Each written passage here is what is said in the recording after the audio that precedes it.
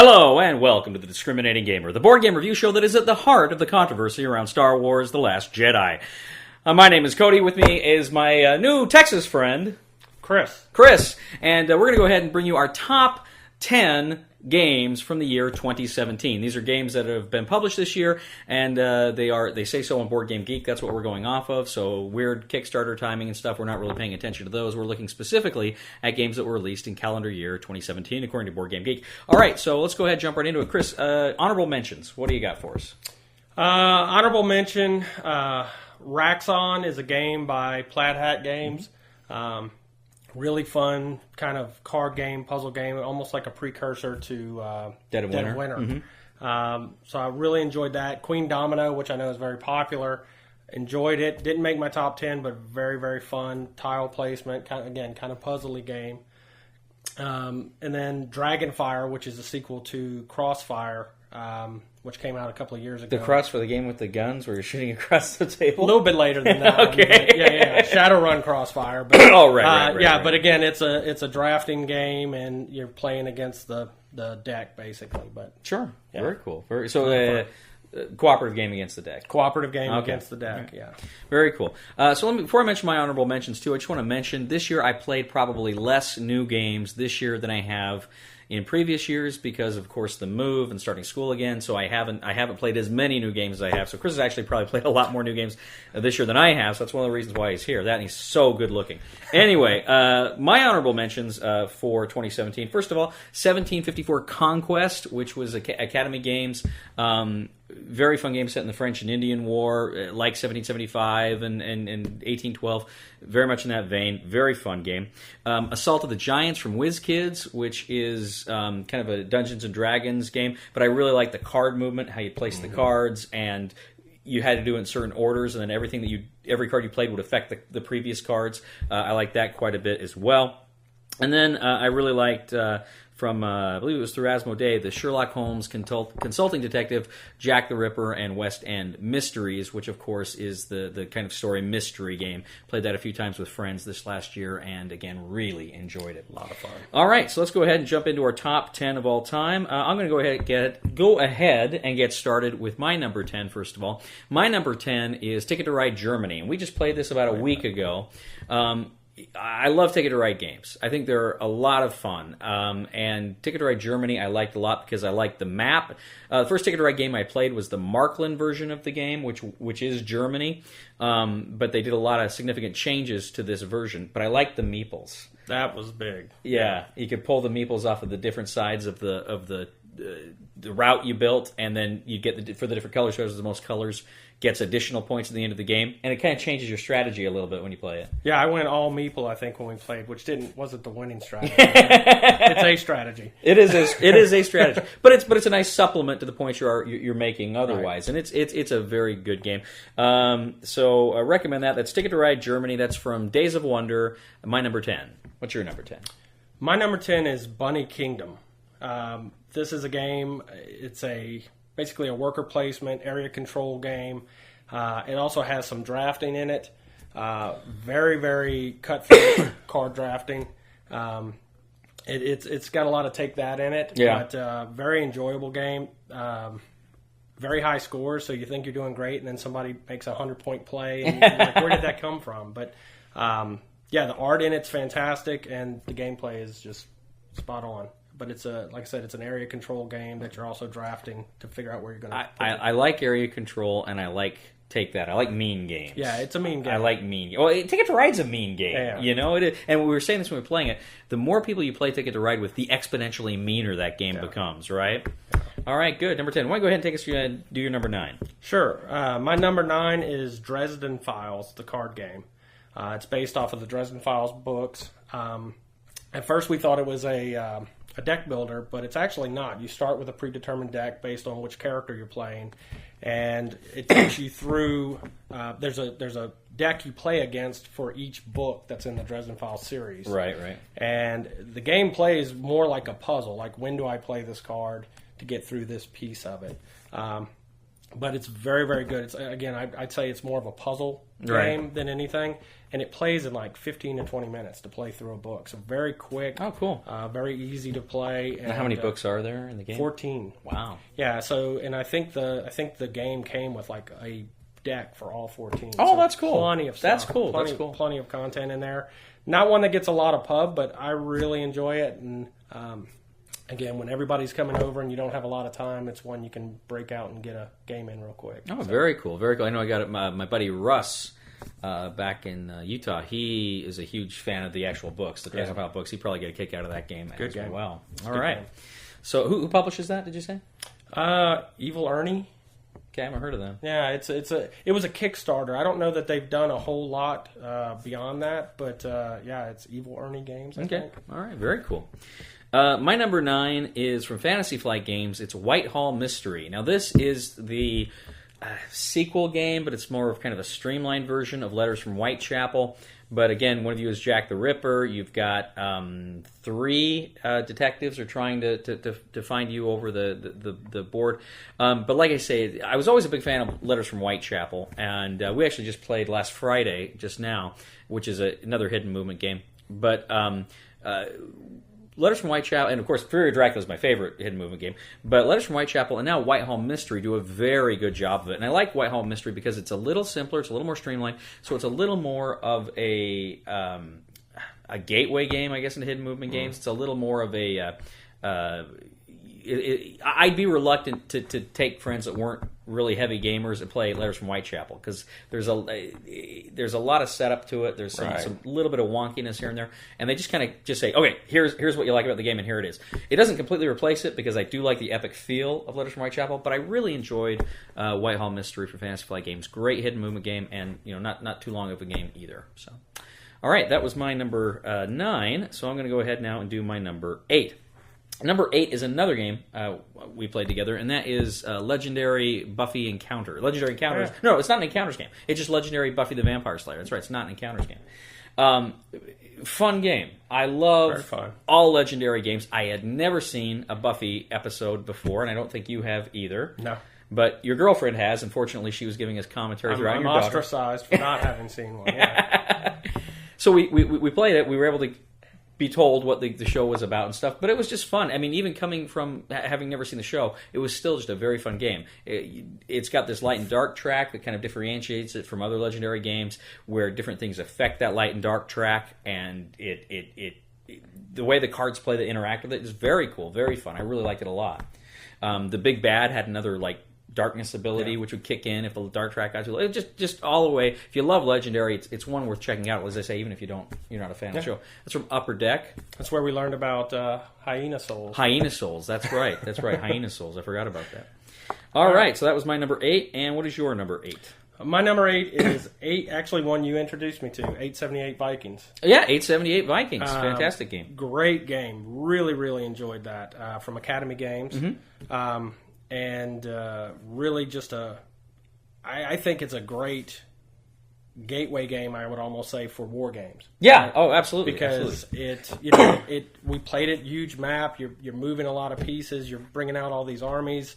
Again, area control game, but it played in, an hour and a half? Yeah, it's not very long. It's not a long game. It plays really quickly and very enjoyable. It's not one where you sit there and you agonize for hours on end. Right. You just kind of play through it, and it really, really fun game. Really enjoyed it. I think Joel Eddy at Drive Thru Review called 1775, which is in that series. He called it the ticket to ride of war games, meaning that it's a gateway game into a war game thing. It's so if you're not a war gamer, check out that series of games. It's 1754 Conquest. I mentioned in my honorable mentions. It's the same part of it.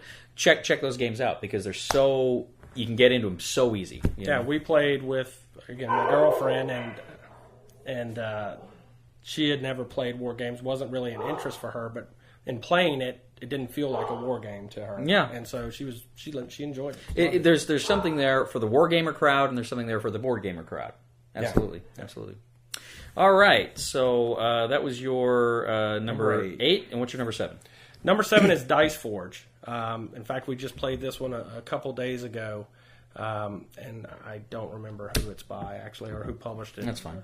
But really interesting game. It's actually, instead of a deck building game, it's a dice building game. and that you are literally buying new sides to your dice. You replace the sides on your dice, and then you put new like sides. Rattlebones. Like Rattlebones. But it also has a component to it that is kind of deck building. You can buy sides for your dice, or you can buy cards that kind of benefit you as you play the game. Right. And really, you're just rolling your dice, and the better you make your dice, the better you do at the game. And, you play to a predetermined round, end of round, and then you just count victory points. And very, very good. There's not a whole lot of take that to it. Right. But it's really fun and actually very accessible to probably any age. Okay, so, very cool. If you want to play with younger kids or, adults, enjoy it as well. So very cool. Really Dice fun. Forge. Dice Forge. All right. Awesome. All right. So my number 7 is another game we played together, and that is the DC Comics deck building game Confrontations. So DC Comics deck building game, if you know, it's a fun game, and one of the big problems with it is it's not terribly thematic. And this was, of course, every expansion, everything they put out since, it seems like, okay, now it's thematic, now it's right. They're trying to do that, and they succeed a lot of the time. But this one's cool because it's a 2v2 game. Now, it's designed for 4 players. You can play with less, but it's really fundamentally designed for 4 players, for this 2v2 experience, where you actually take the system they introduced in the Rivals Batman versus the Joker, where you're buying the cards, but then you attack the other player, and they've got 3 character cards that you're trying to get through. But here, you're always attacking the weakest. You choose, which enemy you're going for, but you always have to target the weakest if one of them's weaker than the other, and if they're coming at you, when you declare a confrontation, some of your cards will have confrontation as a keyword that will tell you certain things you can do, and then some of them cards you'll have will say block, meaning I can kind of make my character more powerful temporarily. But I really like that with the confrontations, you've got cards that, if they say confrontation keyword on it, it will go ahead and will make you more powerful during your attack against the other player. But if you got the blocked card, it essentially temporarily makes your card more powerful against the person that is declaring the confrontation. So it's a lot of fun. I really like it. That's DC Comics. You liked it too, didn't you? Oh, yeah. That was great. Yeah. I actually enjoyed it. I wish they would incorporate that rule system into the base game. Deck building. It would be excellent. Yeah, and you can swap out cards. I think like any DC games, they're all compatible, and that's following certain formulas and stuff. But really a lot of fun. So that's a DC Comics deck building game, Confrontations from Cryptozoic Entertainment. All right, so let's see. That was my number 7. Now my number 6 is a game we already talked about. 878 Vikings. Again, just to reiterate everything we said before, when Chris brought it up, fantastic game. And I was kind of looking at this and at the 1754, and I like this one better. I think of the whole series, 1775 is still my favorite, but I think right after that one, 878 is probably my favorite. Really a lot of fun, and again, a great introductory war game to people who are not ordinarily war gamers, I think so. Yeah. Oh, absolutely. That's Academy Games there. All right, so what is your number 6? My number 6 is Unfair. This is a game that actually another Kickstarter.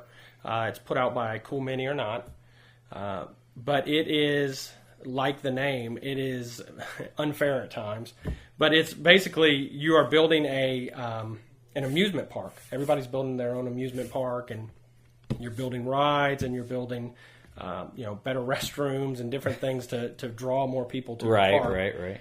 But very, very much a take that game. Oh, okay. Because every card, you also draw cards every turn, and every card you draw has, when you play it, has a benefit for you or something that hurts every other player. And you have to decide every time you play a card, am I taking the benefit or am I hurting everybody else? That's pretty cool. And then, you can send inspectors to go review their park, and it shuts down their rides, and then they don't earn money that round from the rides that are shut down. And it's a great, great game. And there's times that you start to get agitated, the whole take that thing. Right. But then you look at the cards you got, and you're like, I'm about to hurt somebody too, so I'm okay. But really surprised us how much we enjoyed that one, and definitely would play it again very soon. So. Unfair. By Cool Mini or Not. All right, and that was your 6, right? Number 6. What's your number 5? Number 5 is, and I was surprised this one was this high, but Magic Maze. It is a 10-minute game, very simplistic. you are basically you play with 4 people. It's a co-op game, Right. and you're trying to move basically pawns around a map, a tile map, and each person that's playing has a card that tells them, here's what you can do, and everybody can do one thing. Actually, depending on the players, sometimes you can do more than one thing, Okay. like 2. And basically, you're moving those pawns around the map, and you're trying to get them out. You're turning over more tiles until you find an exit, and then you're trying to move all the pawns out the exit. Where the problem is, 1, it's timed. 2, you can't speak the whole time you pawn. And so, you may see that this person needs to do their move to move the pawn across the map, but if they don't see it, you can't tell them you're trying to get their attention. There's There's actually a little wood piece that you can bang in front of them to get their attention. It doesn't say, hey, you need to move your piece here, but it just gets their attention, so they start looking.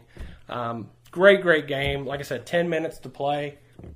You can sit down and play multiple times. And who publishes it? I'll have to look and see. I'm All right. not sure on that one. All right. So, yeah, but Magic Maze, great. Magic Maze, fantastic. That was your number 5, right? That was number 5. Okay, so now my number 5. My number 5 was GMT Games. I played this. It was either the last or it was one of the very last games I played before I left Utah. And this is Time of Crisis from GMT Games. Time of Crisis is a game that's set in the Roman Empire. Essentially, it's toward the end of the... it takes place during the 3rd century, kind of where they went through the period of 50 emperors and 30 years or something like that, where they just had this continuous civil war for about 50 years, and then it kind of ends with Diocletian coming in. But essentially, you are the different colored factions, but you're have political control over the various provinces of the empire, and then. But barbarians are constantly coming in, so you have to spend military resources to do that. But you're also trying to influence Rome to give you more power, and you do this through a deck building system. But it's a very interesting deck building system because instead of shuffling and then just what you draw, you actually can see all your cards, pick the cards you want for that turn, and then play them.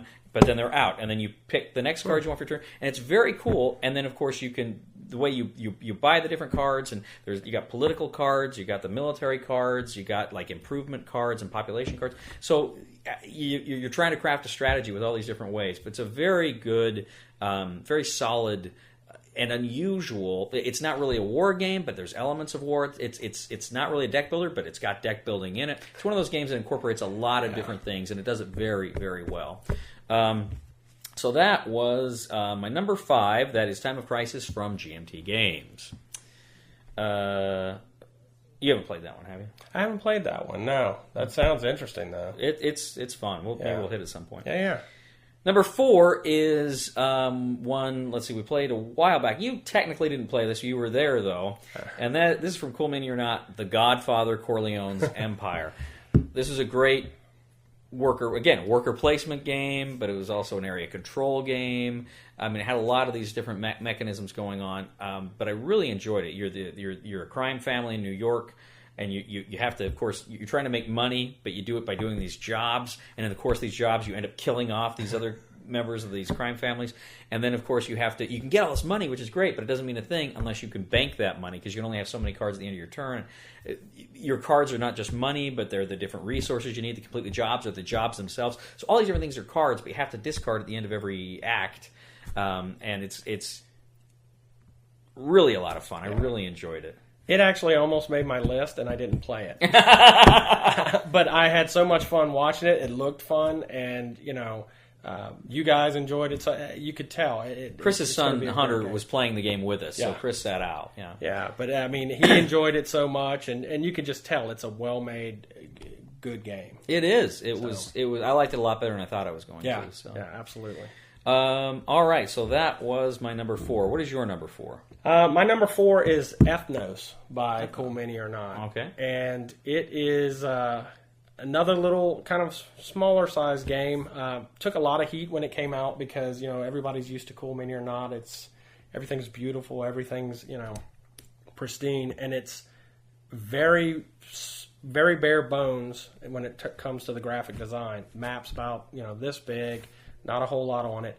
But basically, what it is it's a card drafting game where you are trying to build war bands of these different races, and when you build a war band, you play it down, and then based on all the different cards have different colors on them, and you're trying to match cards of the same color or cards of the same race. And when you play a card down, based on who you play as your war leader, you get the ability of that race. They all have different abilities as well to go with that card. Right. And so when you play it down, you're able to pick which region of the map you want to go to, and then based on how many cards you play down, you put tokens down on that map to say this is how much you control that region. And other people can play on top, and so at the end, you have 3 ages, and at the end of each age, you count to see who has the most control over each region, and then they get the points for that region for that age. Okay. But excellent game. Plays really quickly. The other thing is when you're building your hand, when you play a warband, everything else that you don't play, you have to play in a communal draw pile. Oh, okay. So people, that's interesting. Yeah, so then people can take the cards you've been holding. Oh, wow. And you are potentially helping them build a warband against so. them. So even as you're using it to improve, I like that. Yeah, I like games. Well, again, because it's the tough choice thing, right? Do I keep this to deny it to other people, or do I play for the benefit, but then maybe help someone else later? And on? you do have a hand limit, so you can't just hoard. Well, that's good. That's good. So great game. That's actually one I've heard about, and I've heard very positive things about it, but I've not played it. But maybe at some point we can. We'll check it out. I like it. All right, so that was your number 4? My number 4. All right, what's that have your number 3? Number 3, I know it's kind of a recurring theme. Another Kickstarter I backed, Path of Light and Shadow, and I actually don't think it's out in retail just yet. It's actually coming out end of last month, first part of this month. And that's by Indie Boards and Cards. Yeah. It's a theme. You said earlier there's these games that are incorporating multiple mechanics. Mm-hmm. And it's another one. It is a deck building game, but you're playing on a map. You're doing area control, taking over these different regions. And what's really cool about this one is each region has a local tribe that basically controls that region. Right.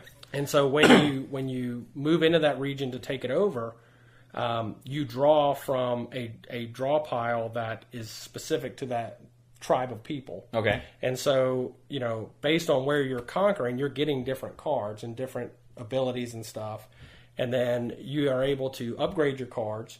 So, as you build your army, you can take the people that you drafted originally, pay a cost to make them better, that sort of thing. And it's kind of like a little bit like Thunderstone used to do, where there's a couple of the level 2 versions and only one level 3. So whoever gets that first level 3 of that particular person, nobody else can get it. So that's kind of cool. And then basically you're just going around trying to conquer the areas on the map. And, you can cull your deck, but actually when you cull your deck, there's a mercy and a cruelty chart.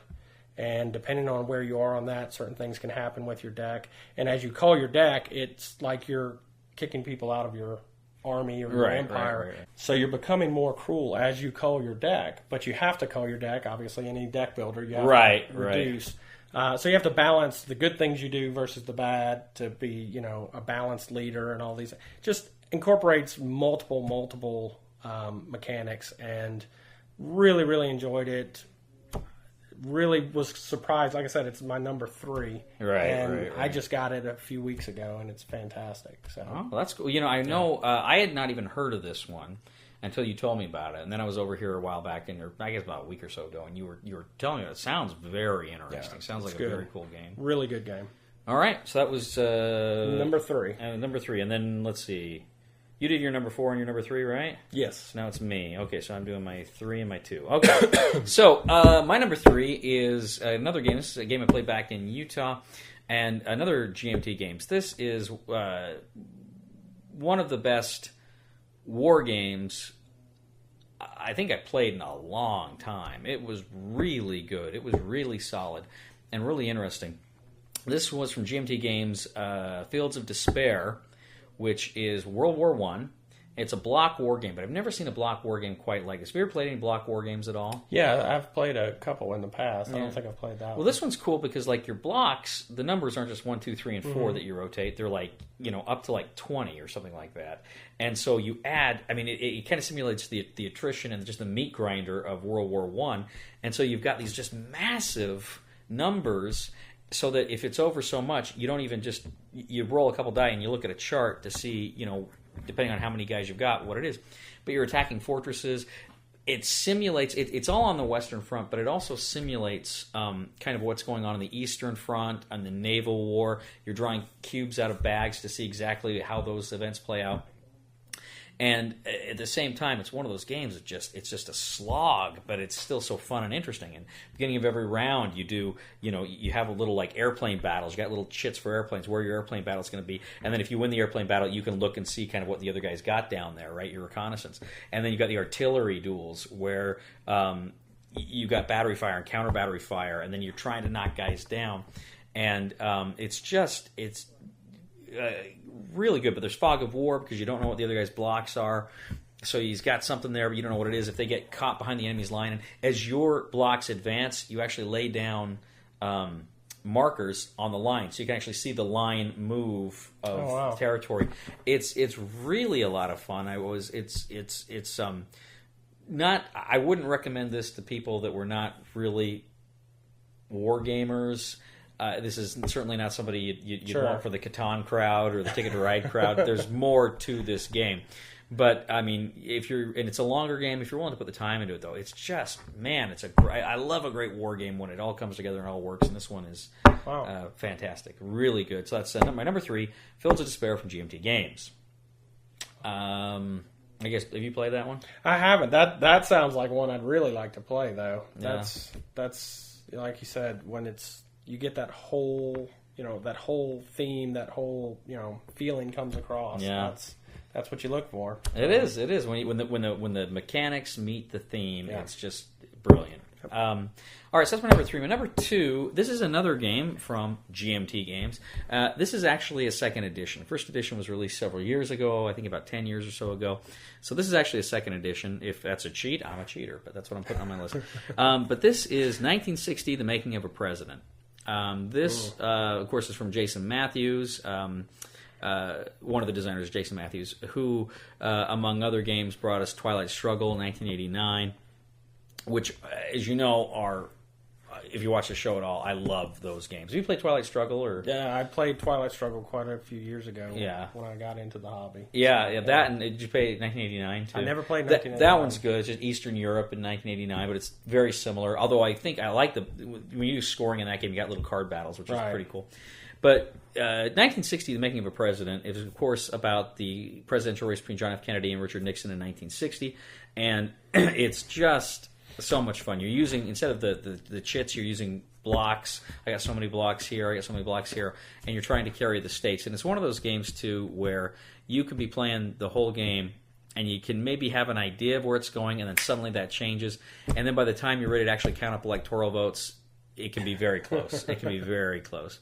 But it's a game, too, where you're playing those cards, and you play a card, and depending on how you play it, your opponent can spend a momentum token to trigger the event. You're playing it for the points, they can trigger the event. And the event can totally screw you, but you've got no other choice. You've got to play that card. So, talking about tough choices, there isn't a game out there, a game system out there, than like the Twilight Struggle system that this has, where you're playing cards that are going to help your enemies, but you got to play the cards. I love that so much. I love it. Yeah.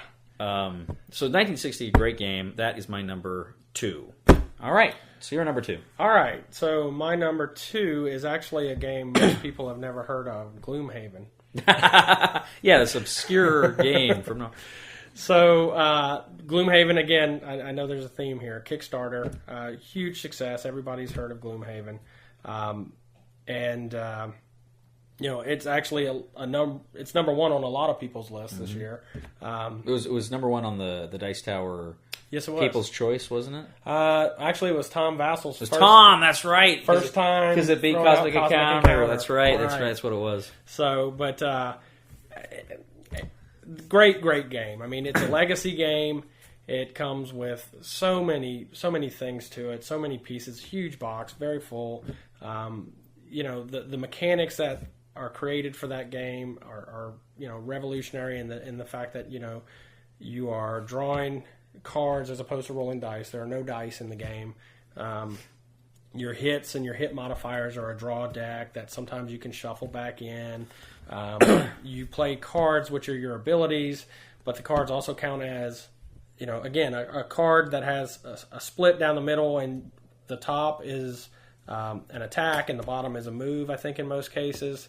And you have to pick 2 cards and decide which card you're going to use for your move and which card you're going to use for your attack. Right. And the bad thing is when you use these cards, a lot of times they make you discard them or even destroy them. Well, the card deck is also your health. And when you run out of cards, so you have to, it really forces you to be very frugal with your abilities. You're not just running around throwing stuff pell-mell. You're like, oh, can I really afford to throw this knife? Yeah. So it just forces you to think. There's the whole character progression aspect of it. The character retiring piece of it that everybody talks about, where you're like, I played this character for the last 4 sessions. What do you mean I have to retire? Right. Great game. I mean, I'm not saying anything new here. Gloomhaven, fantastic game. I have not played Gloomhaven. I'm the one, and but it's interesting. I've heard a lot of those things. I know. I think it was Pathfinder, the adventure card game. I think it was the first game I played where your cards were also your health. Yes. And that, to me, was such an intriguing thing, because you have to say, I want to play this card, but should I? Should I? I really like that too. You mentioned how there's not there's no dice, and you're drawing the cards for like the combat and modifiers and stuff like that. Did you ever play Duel of Ages 2? Yeah, yes, I have. Duel of Ages 2. Is that a similar card? It's a lot more streamlined than Duel of Ages. Yeah, because I was going to say that's a little wonky. But... Yeah, no. Basically, in Gloomhaven, you're going to hit regardless, right? Okay. You always hit, and you always do this amount of damage. And it'll be on your card based on whichever spell or attack you do. Then you draw from your modifier, and there's a chance that you pull a card that says, "Oh no, you don't hit," or "Oh, you did hit and you do +2 damage," or "You hit and you did -1 damage." So it's really, or you hit and you did double damage, right? You have like one card that does double damage in the box, right? So it's kind of like that, but very, very streamlined, very quick. It flows. Okay, that's cool. That's cool. That's one. We'll play it. Yeah, we'll have to, because I own. Now, thanks to you, one more. But I own a few legacy games. I've yet to play any legacy games, just because I kind of got burned out on the idea of campaigns and stuff like that. Yeah. But I know you can play just scenarios in that too, can't you? Yeah, and that one it's very much built to where you can sit down, play for an hour, put it up, and you're done. Okay. And again, it's more of the legacy aspect of that game is more about the city of Gloomhaven, which is what it's named after, and how it has grown over the years. You're progressing the city, right? And you're playing different people who come through Gloomhaven and adventure and do stuff, and that helps contribute to Gloomhaven growing. But you're not playing the character. I mean, you're playing it, but that's not the end game. Okay, right? All right. Which is interesting, right? Yeah, that's very interesting. You may start as this guy, but then you may change characters into someone else. Later. Right. It's great. All right, so let's get down to the meat of it. Who does Gloomhaven? Who is the company for Gloomhaven? Gloomhaven, I'm going to have to... All right, sorry. Don't worry about it. It's these Kickstarters. It's all good, man. So let's go ahead. What is your number one game of 2017? My number one game of 2017... Gloomhaven again? is another indie boards and cards game. Okay. It's Aeon's End War Eternal. Oh, right, yeah, you keep telling me about this one. Love this game. And... Aeon's End War Eternal is actually a sequel to Aeon's End, which came out in 2016. But when they released Aeon's End War Eternal, they took the feedback that they had received on Aeon's End, mostly around like graphic design and some of the layout of the cards and stuff, and they totally redid it. And also as a result of that, they redid the original AEON'S in and released the second edition the next year where they redid everything, which was pretty nice of them to do. This game, again, going back to one of the things you said earlier, I have never played a deck building game, and deck building is probably one of my favorite mechanics, if not my favorite. I like deck building quite a bit too. But I have never played a deck building game that immersed me in the story and the background and the characters so much that I wanted to know more about I wanted to read a book about the theme. Right, write a book about this, make a movie. It's great. So basically, the theme in Aeon's End is that you are these breach mages who are protecting the last bastion of humanity called Gravehold. Okay. And what's basically happened is humanity has retreated to this underground city because all these terrible things are happening on the surface, and you have these things called nemesis who are basically wiping out humanity.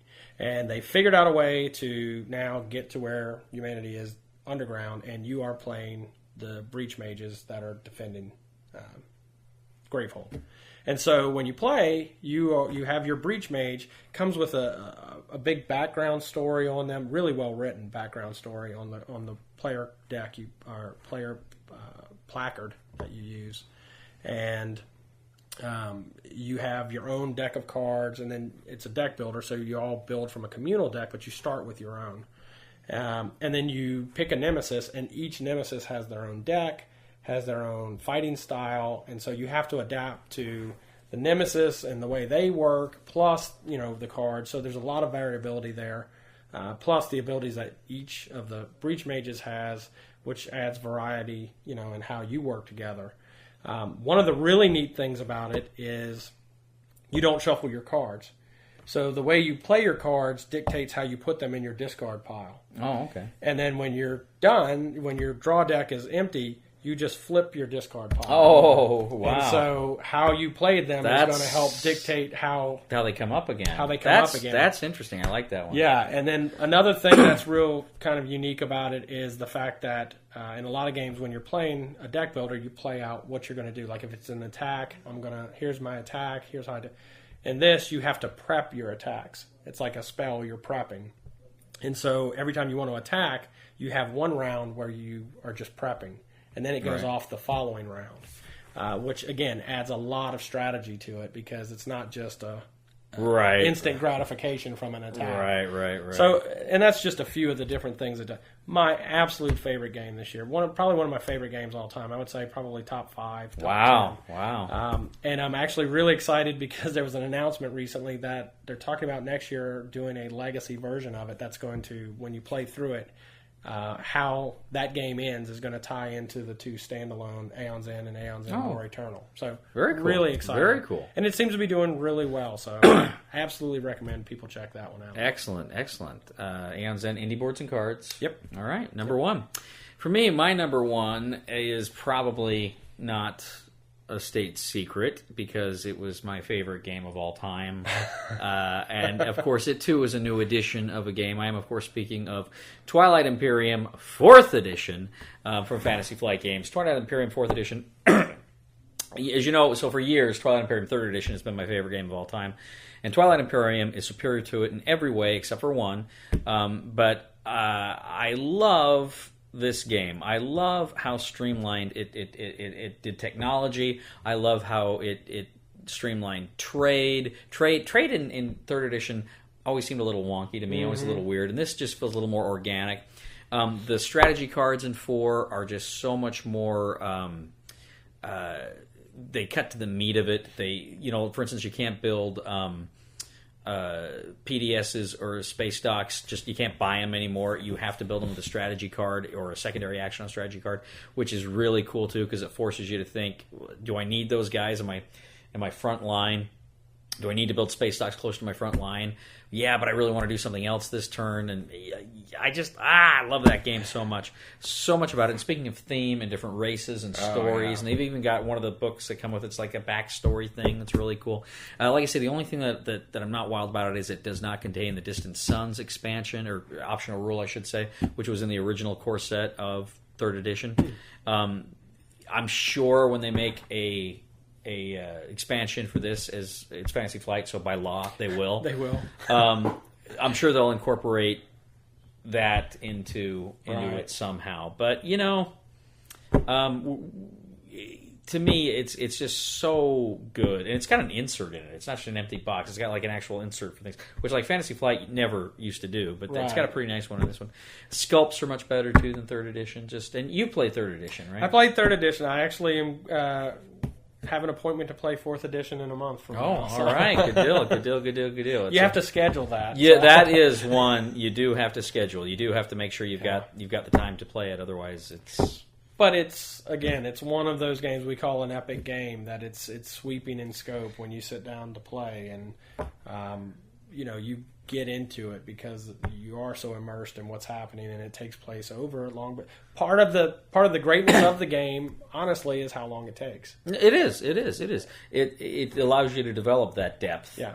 And that and again, one of the things I absolutely love most about board games is the stories they can tell, and that's my favorite games, and that's one of the reasons why I'm not so big on abstract games. I mean, there's a few abstract games I like, but I'm not. That to me, I don't like them as much because they're not storytelling games, and I love games that tell stories, and that one tells stories better than any other game out there, as far as I'm concerned. Maybe Battlestar Galactica comes close to that, but. There's an element, I've said this before, with Twilight Imperium, there's an element of role-playing. Yes. You really do kind of take on the characteristics of that race you're playing, and you kind of milk that and have fun with it.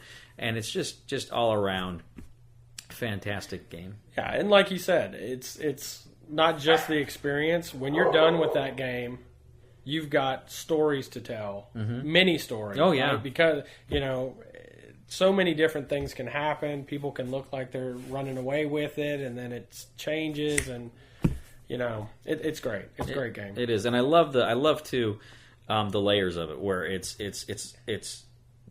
kind of a war game, but not really, and it's a negotiation game, but that's not the heart of it. But there's tech in it too. You're trying to go for, and there's trade, and there's just so many different layers and avenues to victory. And of course, you're chasing the political objectives to gain points, and you get secret objectives to gain points.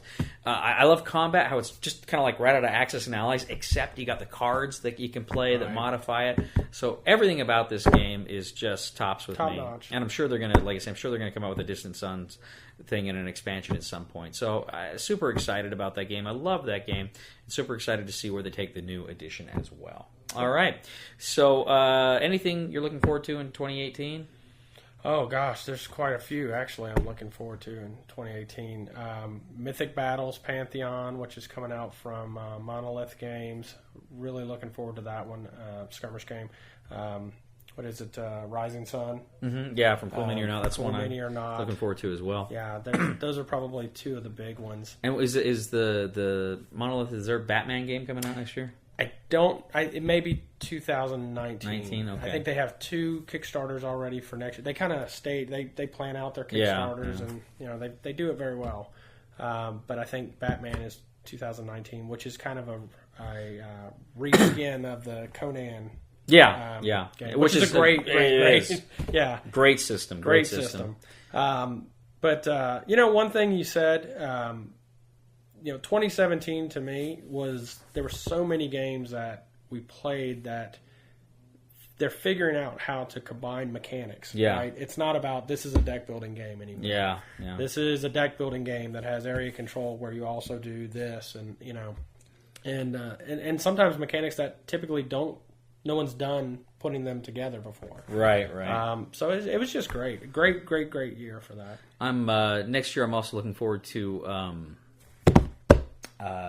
Star Wars Legion from Fantasy Flight Games. Oh, yeah. To me, it looks like another collectible. I don't know if I'll be collecting it, but I'm eager to play the base game and see how it goes. And who knows, maybe I'll end up thinking, maybe I can...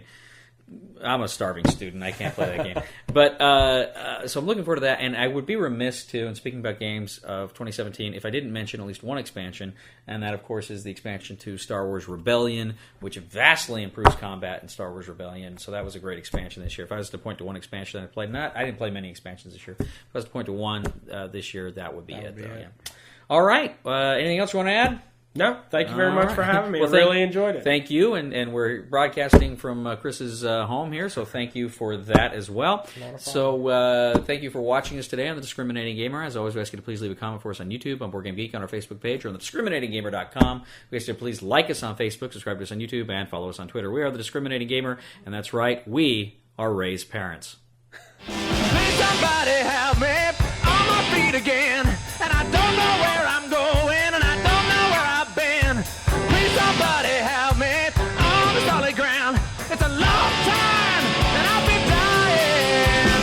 Once a year I wind up in the band.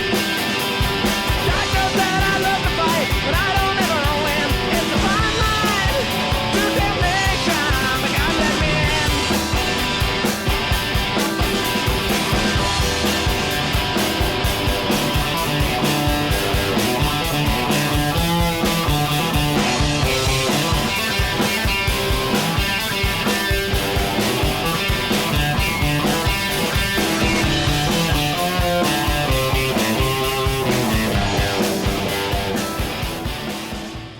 My wife left me.